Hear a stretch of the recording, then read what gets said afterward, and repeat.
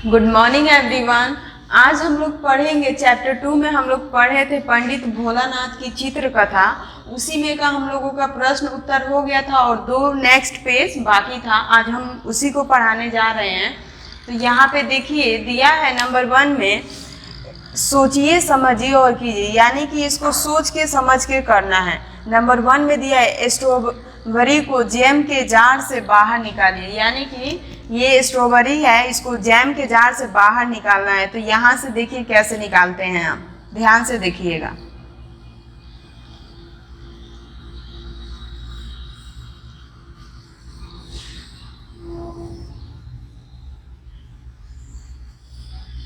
ये रहा, निकल गया स्ट्रॉबेरी। ऐसे ही आप लोग निकाल लीजिएगा। और नंबर 2 में देखिए नीचे दिए गए चित्रों में 6 अंतर ढूंढिए, यानी कि ये 2 चित्र दिया है और इसमें एक में अंतर है। तो यानी कि इन दोनों चित्रों को देख के हम लोगों को अंतर देखना है। तो देखिए यहाँ पे सबसे पहले यहाँ पे पक्षी एक है, उड़ रही है, पर यहाँ पे नहीं है, यहाँ पे नहीं है और वहाँ पे है।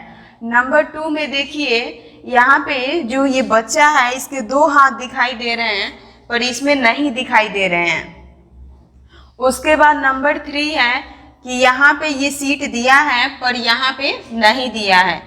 नंबर 4 में है कि यहाँ पे पौधा दिया है, फूल है, पर यहाँ पे नहीं है। उसके बाद नंबर 5 में यहाँ पे इस गार्डन को घेरा गया है पर यहाँ पे नहीं घेरा गया। ऐसे ही आप लोग इसको खोज लीजिएगा, 6 अंतर खोजना है। आप लोग केयर से देख के और इसे खोज लीजिएगा। चलिए नेक्स्ट पेज पे, पेज नंबर 26 पे देखिए। पेज नंबर 26 में दिया है इसको लिखना नहीं है, इसको ओरल मौखिक रूप से उत्तर देना है। हम लोग कहानी पढ़े हैं, उस कहानी को सुने भी हैं और समझे भी हैं, बस उसका उत्तर दे देना है। तो यहाँ पे देखिए नंबर 1 में दिया है मौखिक। नंबर 1 में दिया है सोच कर प्रश्नों के उत्तर बताइए, यानी कि हम लोगों को इस प्रश्नों को सुनकर और सोचकर उत्तर देना है। तो नंबर क में दिया है यजमान ने पंडित जी को बकरी देते हुए क्या कहा। तो यजमान ने पंडित जी को बकरी देते हुए क्या कहा था? तो कहा था, यजमान ने पंडित जी को बकरी देते हुए कहा था कि ये आपके और आपके बच्चों के काम आएगी। क्या कहा था यजमान ने? यजमान ने पंडित जी को बकरी देते हुए कहा था कि यह आपके और आपके बच्चों के काम आएगी। नंबर 6 में देखिए तीसरा ठग पंडित जी से क्या बोला। तीसरा ठग, रास्ते में उसे जब ठग मिले तो उसमें से तीसरा ठग पंडित जी से क्या बोला? तो तीसरा ठग पंडित जी से बोला कि पंडित जी आप एक ब्राह्मण हैं और आप ब्राह्मण होकर कुत्ते को कंधे पर बिठाकर घूम रहे हैं, आपका शरीर अपवित्र हो जाएगा, आप जाकर स्नान कर लीजिए अन्यथा लोग हंसी उड़ाएंगे। तो इसका उत्तर क्या होगा? ख नंबर का कि तीसरा ठग पंडित जी से क्या बोला, तो इसका उत्तर होगा तीसरा ठग पंडित जी से बोला कि पंडित जी आप एक ब्राह्मण होकर कुत्ते को कंधे पर बिठाकर घूम रहे हैं कि आपका शरीर अपवित्र हो जाएगा, आप स्नान कर लीजिए अन्यथा लोग आपकी हंसी उड़ाएंगे। उसके बाद नंबर ग में देखिए पंडित जी क्या सोचकर यजमान के घर लौट पड़े। पंडित जी क्या सोचकर यजमान के घर लौट पड़े? तो पंडित जी को ये लगा कि मुझे यजमान ने कुत्ता, बकरी का बच्चा बोलकर कुत्ता दे दिया है। तो वो उनको बताने गए कि मुझे मूर्ख आप बना दिए। लेकिन वहाँ पे जब वो गए पंडित जी तो यजमान ने बोला कि मैंने तो आपको बकरी ही दिया था पर आपको उन तीनों ठगों ने आपको मूर्ख बना दिया है। उसके बाद देखिए नंबर घ में है इस कहानी से हमें क्या सीख मिलती है। तो इस कहानी से हमें यही सीख मिलती है कि बिना सोचे समझे हमें दूसरों की बातों में नहीं आनी चाहिए।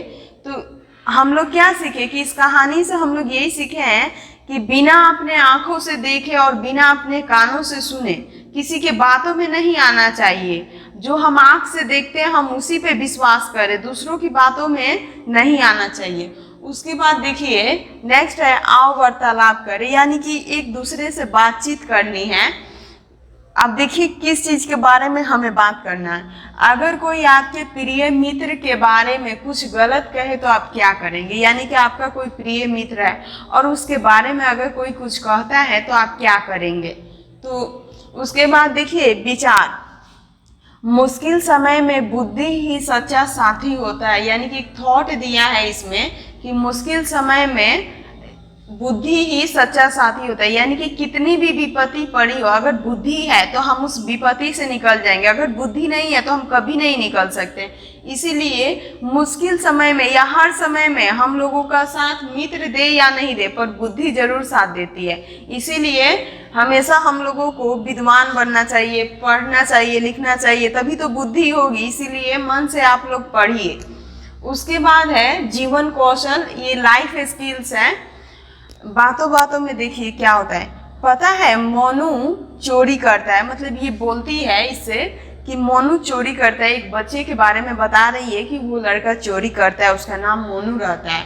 तो ये क्या बोल रहा है, अच्छा पर मेरी तो कोई चीज़ उसने नहीं चुराई। जब ये बोलती है कि मोनू चोरी करता है तो ये बोल रहा है कि पर मेरी तो उसने कोई चीज़ नहीं चुराई है, मतलब इसका कहने का मतलब है कि वो तो मेरा कुछ चोरी नहीं किया है, तो मैं कैसे मान लूँ।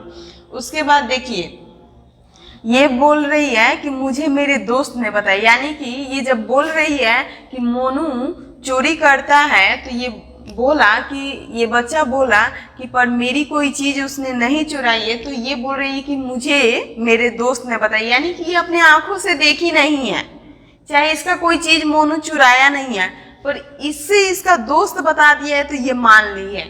तो अब देखिए ये बच्चा क्या बोलता है, पर मैं सुनी हुई बातों पर विश्वास नहीं करता, मैं खुद पता करूंगा। ये बोल रहा है कि मैं किसी की सुनी हुई बातों पे बिलीव या विश्वास नहीं करता हूँ, मैं खुद से इसके बारे में पता करूंगा, तब मैं मानूंगा कि वो चोर है या नहीं है, क्योंकि ये दूसरों की बातों में नहीं विश्वास करता है। उसके बाद देखिए बातों बातों में हमने सीखा कि हमें सुनी सुनाई बातों पर विश्वास नहीं करना चाहिए, बल्कि खुद सच का पता लगाना चाहिए। यानी कि इस कहानी से हम लोगों को यही सीख मिलती है कि हमें दूसरों की बातों में नहीं आना चाहिए, हमें मतलब दूसरों की बात मानना ही नहीं चाहिए। हम अपने आंखों से देखेंगे या हम उसके बारे में पता लगाएंगे, तब हम मानेंगे कि वो चोर है या क्या है, क्योंकि दूसरों की बातों में तो आना ही नहीं चाहिए, नहीं तो पंडित भोलानाथ की दशा हो जाएगी। जैसे वो दूसरों की तीन ठगों के मतलब बातों में आ गए, जिसके कारण उनका बकरी का बच्चा खो गया। वो छोड़ दिए पंडित जी बकरी का बच्चा कुत्ता समझ के छोड़ दी, वो तीनों ठगों के बातों में आ गए, लेकिन वो खुद नहीं सोचे कि ये बकरी का बच्चा है कि ये कुत्ता है, वो खुद नहीं पहचाने, वो तो बातों में आ गए। इसीलिए बिना सोचे समझे दूसरों की बातों में आना ही नहीं चाहिए। तो आप लोग भी केयर रखिएगा कि कभी भी लाइफ में किसी दूसरों की बातों में मत आइएगा। जब तक आप लोग अपनी आंखों से देखिएगा नहीं या उसके बारे में पता नहीं लगाइएगा, तब तक आप लोग दूसरों की बातों में नहीं आइएगा।